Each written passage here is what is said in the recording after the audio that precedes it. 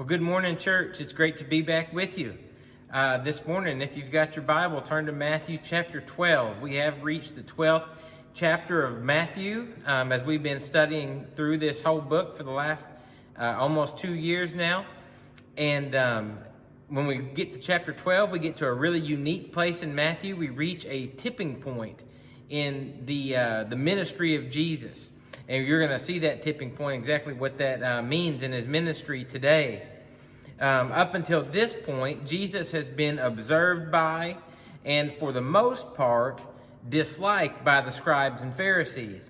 But today, Jesus is going to place the straw that is going to break the camel's back in his relationship with the scribes and the Pharisees. I'll handle today's text this morning and tonight, essentially breaking one sermon into two parts. So tune back in later for the second part of this sermon. But before we get into the text today, let's go back and observe some things that brought Jesus and the religious leaders to this point of animosity. Where does the hostility begin? Well, let's start in Matthew chapter 3, verses 23 through 25. Matthew 3, verses 23 through 25 says this: Jesus was going throughout all Galilee, teaching in their synagogues and proclaiming the gospel of the kingdom and healing every kind of disease and every kind of sickness among the people. The news about him spread throughout all Syria, and they brought to him all who were ill, those suffering with various diseases and pains, demoniacs, epileptics, paralytics, and he healed them. Large crowds followed him from Galilee and the Decapolis, and Jerusalem and Judea, and from beyond the Jordan.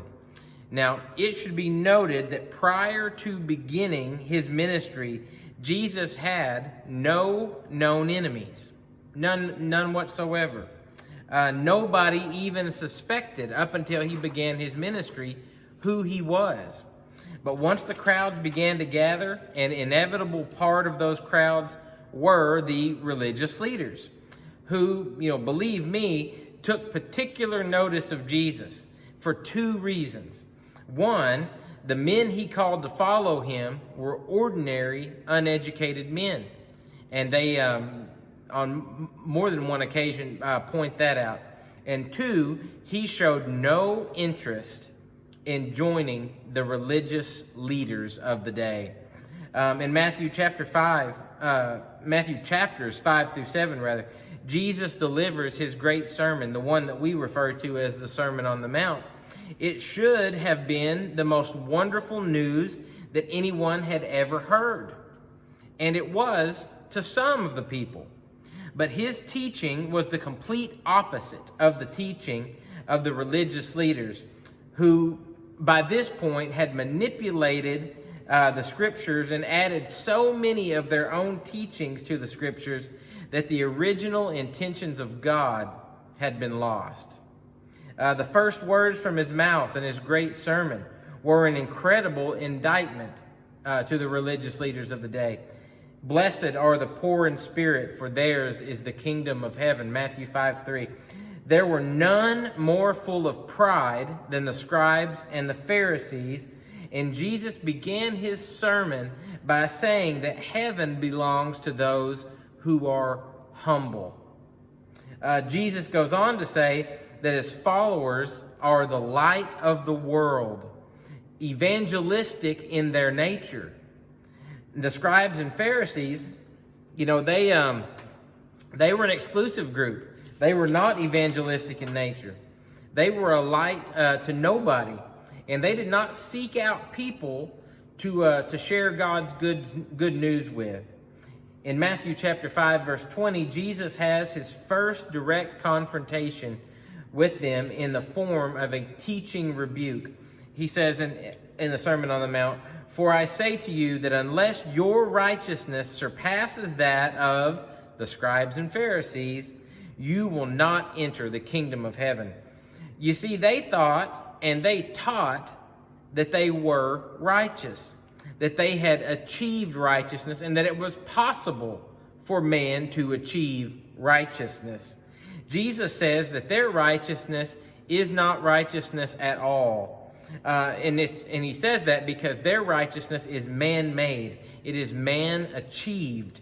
And the only righteousness that a person can ever have is that which is imputed to man or credited to man by God. And that is done through Jesus Christ alone. Jesus then, as a corrective teaching, indirectly attacks their teaching of external righteousness.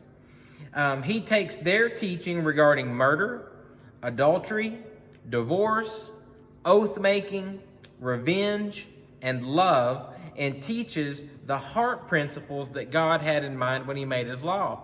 Those heart principles that they had completely missed. Essentially, he taught them that God gave his law so that man would understand just how sinful he is, not so that man would believe that he could achieve righteousness. You see, they missed the point. For time's sake, I won't list all of his teaching from the Sermon on the Mount. I could, because it was all a direct rebuke to the religious leaders of the day. But one final verse from that section, Matthew chapter 7, verse 28 and 29, at the end of the sermon, Jesus said these words.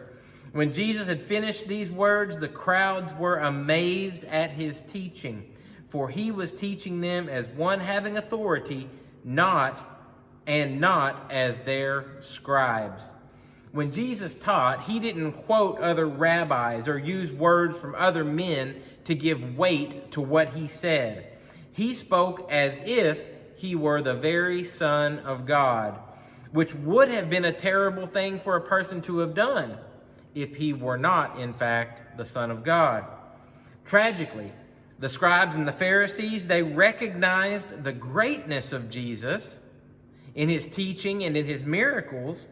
One of the scribes even came to follow Jesus. In Matthew chapter 8, verses 19 and 20, it says, Then a scribe came and said to Jesus, Teacher, I will follow you wherever you go. Jesus said to him, the foxes have holes, and the birds of the air have nests, but the Son of Man has nowhere to lay his head. Jesus wasn't against a scribe following him and being his disciple, but when Jesus explained to the scribe that following him meant that sometimes he wouldn't have a place to sleep at night. Sometimes he would have to sleep outdoors, and he wouldn't have a pillow to lay his head on. When that scribe understood the level of sacrifice Jesus was calling him to, he split. He got out of there. In Matthew chapter 9, Jesus tells a man his sins are forgiven. And some scribes conclude that Jesus is guilty of blasphemy, a crime that was punishable by death. What they should have done is they should have witnessed his teaching and his miracles and concluded that he was the Son of God. But their pride would not allow for Jesus to be greater than they were. See, that was their biggest hang-up, was that pride. You see, Jesus unapologetically hurt their feelings when he corrected their false teaching. But what does it take for any person to tolerate being corrected when they are wrong? It takes humility. It takes humility to be corrected. When you are in the wrong and someone corrects you, you have to be humble in order to receive corrective teaching. It doesn't matter who you are. And they didn't have it. Jesus really started to lose them when he called Matthew, a tax collector, to be his disciple.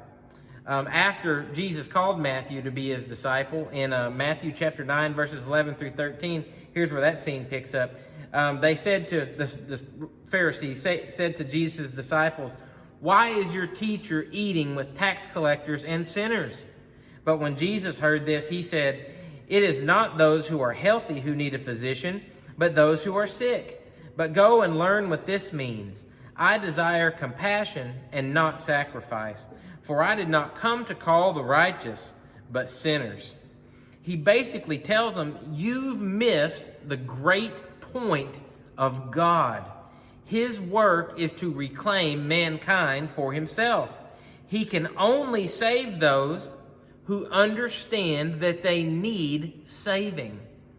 By the end of chapter 9, they go on the offensive against Jesus. Time to fight back. Chapter 9, verses 32 and 33 says, a mute, demon-possessed man was brought to Jesus. After the demon was cast out, the mute man spoke, and the crowds were amazed and were saying, nothing like this has ever been seen in Israel. But the Pharisees were saying, he cast out demons by the ruler of the demons. In the face of his great teaching and many miracles, that could not be disputed. He did it right there in front of them. It was indisputable. They either had to bow their knee and admit that Jesus was the Son of God, or they had to make him into something else. They chose poorly. Jesus did nothing but good, and they concluded this: he does good by the power of Satan. What ridiculousness was that? One final thing I want you to understand. Jesus loved the scribes and Pharisees. All that he did was to bring them to an understanding of their error and of their folly, and for them to repent. They had less excuse than anyone for not following Jesus. Why do I say that? Because nobody on earth knew more of the Old Testament than the scribes and Pharisees did. They virtually had that entire great volume memorized. They knew the words by heart. They did not know the meaning at all. The Old Testament should have been like a flashing neon sign pointing to Jesus. But sin obscures spiritual sight. The greatest sin being pride. The great and terrible sin that every other sin is born out of. So that's our introduction this morning. Now let's look at our text. Our full text is Matthew chapter 12, verses 1 through 14. We won't be able to cover all that this morning, so we'll cover the first 8 verses, and we'll cover the rest tonight. So tune back in later. Okay, so Matthew 12, verses 1 through 8. At that time, Jesus went through the grain fields on the Sabbath, and his disciples became hungry and began to pick the heads of grain and eat. But when the Pharisees saw this, they said to him, "Look, your disciples do what is not lawful to do on a Sabbath." But Jesus said to them, "Have you not read what David did when he became hungry, he and his companions? How he entered the house of God, and they ate the consecrated bread, which was not lawful for him to eat, nor for those with him, but for the priests alone? Or have you not read in the law that on the Sabbath the priests in the temple break the Sabbath and are innocent? But I say to you that something greater than the temple is here. But if you had known what this means, I desire compassion and not a sacrifice, you would not have condemned the innocent. For the Son of Man is Lord of the Sabbath." Starting in verse 1. At that time, Jesus went through the grain fields on the Sabbath, and his disciples became hungry and began to pick the heads of grain and eat. Now, what's the big deal here? There was no big deal according to the law of Moses. It was perfectly lawful to walk through a grain field and pick and eat some of the grain. God even allowed for that in the Old Testament law. Deuteronomy chapter 23, verse 25 says this: "When you enter your neighbor's standing grain, then you may pluck the heads with your hand, but you shall not wield a sickle in your neighbor's standing grain." So God allowed for hungry people in the Old Testament law that were walking through a grain field to be able to eat some of that grain. But then he put the restriction on, but don't go out there with a sickle and start harvesting that grain. It's not yours. But if you want to eat a little bit of it, that's fine. You can have a little, but not all of it. So God allowed for that, for hungry people. So what's the big deal here? The big deal has to do with one word in the verse. And that one word that the big deal is made about by the scribes and Pharisees is the word Sabbath. Let's see what they accuse him of. Verse 2. But when the Pharisees saw this, they said to Jesus, "Look, your disciples do what is not lawful to do on a Sabbath." Okay, so here's the accusation. On what grounds are they making the accusation? Let's see what the law of Moses had to say regarding the Sabbath. Exodus chapter 20. Here we have Moses on top of Mount Sinai receiving the 10 commandments from God. Exodus chapter 20, verses 8 through 11. This is part of it. Remember the Sabbath day to keep it holy. 6 days you shall labor and do all your work, but the seventh day is a Sabbath of the Lord your God. In it you shall not do any work, you or your son or your daughter, your male or your female servant, or your cattle or your sojourner who stays with you. For in 6 days the Lord made the heavens and the earth, the sea and all that is in them, and rested on the seventh day. Therefore the Lord blessed the Sabbath day and made it holy. Some things to understand about the Sabbath. It is the only one of the 10 commandments that was not a part of the moral law. Remember, in the Old Testament, there were 3 parts to the law. There was the moral law, there was the civil law, which had to do with laws like law breaking, like we would consider in our civil law today, same thing. And then there was the ceremonial law, which had to do with sacrifice. The Sabbath, the commandment regarding the Sabbath, is the only one of the 10 that was not a moral law. It was a ceremonial law. How do we know it was a ceremonial law and not a moral law?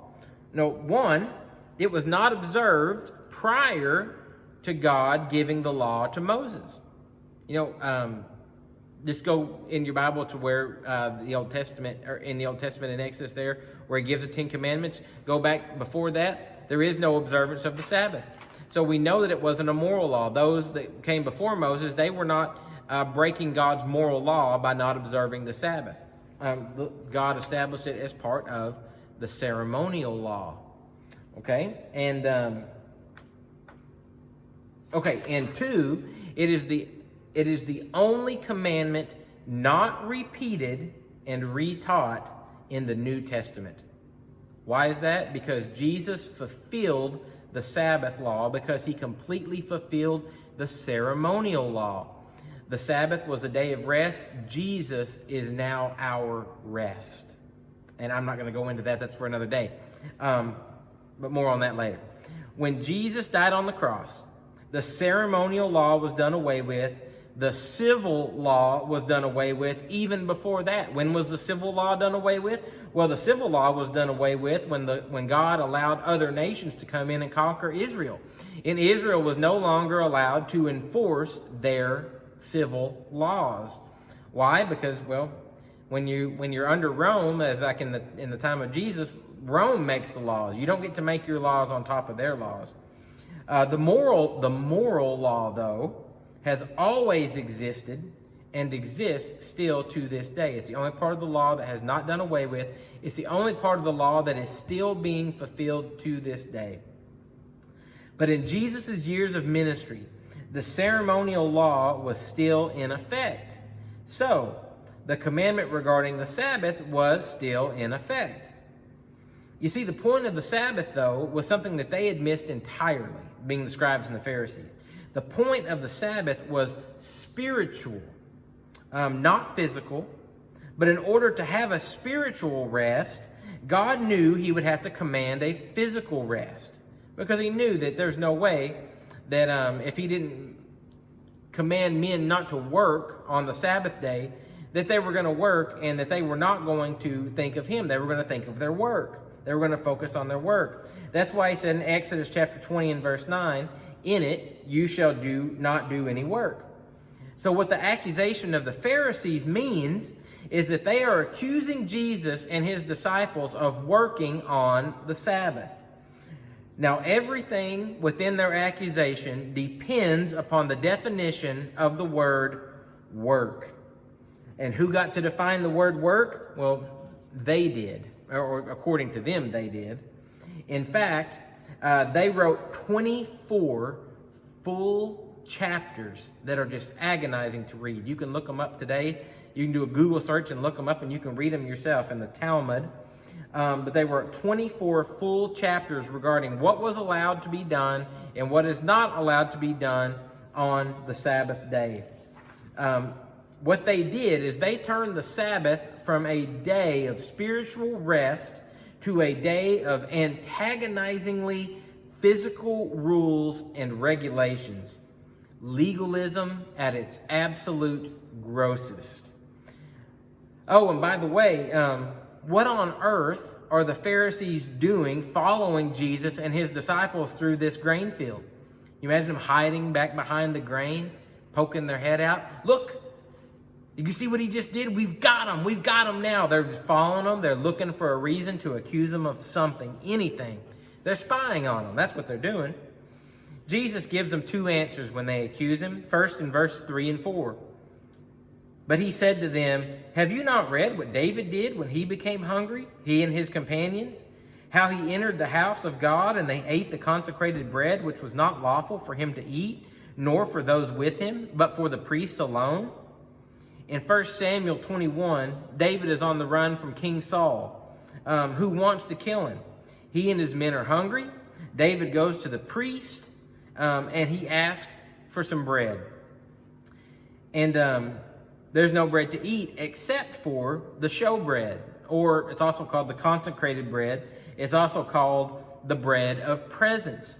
Now, this is the bread that is kept all times in the tabernacle and will be kept later at the temple when it's built.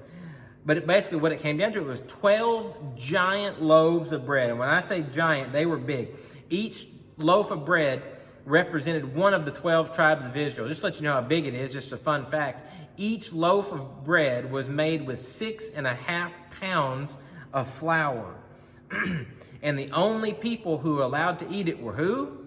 The priest. And that's it. That's all that were lawfully allowed to eat that bread. But you see, it was a ceremonial law. It was not a moral law. And here's what we have to get. God never intended for ceremonial laws to be more important than moral laws. Another way to say that, God never intended for ceremony to be more important than human need. In other words, than that even, God cares more about people than he does about ceremony. The Pharisees cared far more for ceremony than they did for people, because it was through the following of their ceremony is what they believed pleased God. It's what they believed earned them their righteousness. And it's what Jesus condemns them for most strongly in Matthew chapter 23, verse 23, when Jesus says this, "Woe to you, scribes and Pharisees, hypocrites! For you tithe mint and dill and cumin, and have neglected the weightier provisions of the law, justice and mercy and faithfulness." Jesus said, you have all these little bitty seeds, and you count out, okay, I have 10 of them, so 9 for me, 1 for God. And these are the smallest of seeds, and you're tithing 10% of every little thing that you have. And he doesn't say that that's wrong. That's not wrong for them to do.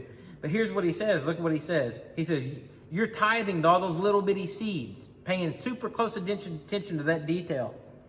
But you neglected what Jesus says, the weightier provisions of the law, the heavier, the more important parts of the law. And what does he say they are?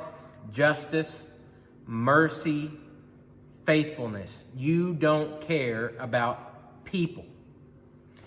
Jesus argues it was against the ceremonial law for David to eat the showbread. But God allowed it because it wasn't against the moral law. It wasn't a sin for David to eat the showbread. Jesus continues with his argument in verse 5.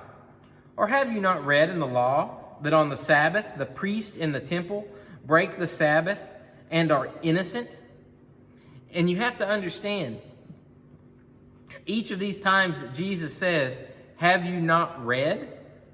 It's a big time slam to these guys. Of course they've read. Of course they've read these things, but they have not understood them.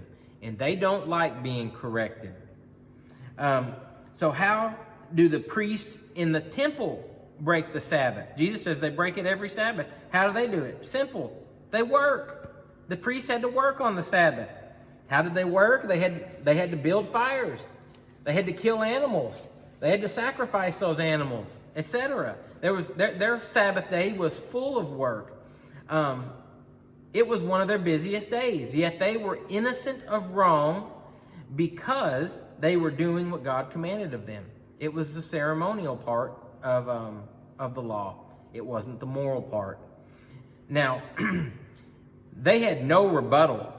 The scribes and Pharisees had no rebuttal for Jesus' arguments. They were left absolutely speechless. But then Jesus continued in his speech and really pushes them over the edge. Verses 6 through 8. But I say to you that something greater than the temple is here. But if you had known what this means, I desire compassion and not a sacrifice, you would not have condemned the innocent. For the Son of Man is the Lord of the Sabbath. Just a few quick things.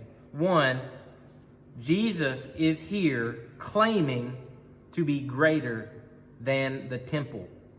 This is a claim to deity.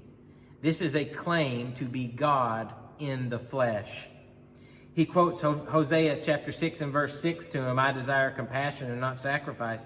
And he explains to them that moral law surpasses ceremonial law. And then in verse 8, he's saying the Sabbath is mine to command. It was intended to be a day of worship of God. Oh, and by the way, just happens to be me. I am Lord of the Sabbath. He's saying, I'm God, and your made-up rules mean nothing to me. Tune back in later today for verses 9 through 14, and we'll see Jesus' thrilling conclusion to his teaching here and the reaction of the Pharisees. Until then, church, love God and love others. I'm Wes LaFleur, signing off.